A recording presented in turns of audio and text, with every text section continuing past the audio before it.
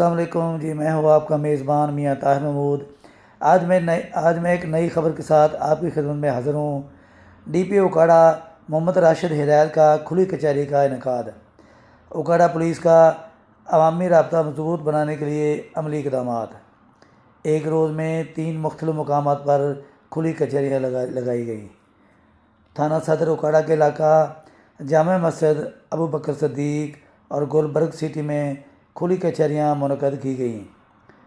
D P او نے civil rest house کے علاقہ تھانہ اے ڈویژن میں بھی شہریوں کے مسائل براہ راست سنے۔ شہریوں کے مسائل کے قانونی حل کے لیے موقع پر احکامات جاری کیے گئے۔ کھلی کچہری میں خواتین، بزرگ اور معذور شہریوں کی درخواستوں پر بھی کارروائی کی گئی ہے۔ کھلی کچہری میں عوامی مسائل اور تفتیش سے متعلق درخواستیں بھی موصول کی گئی ہیں۔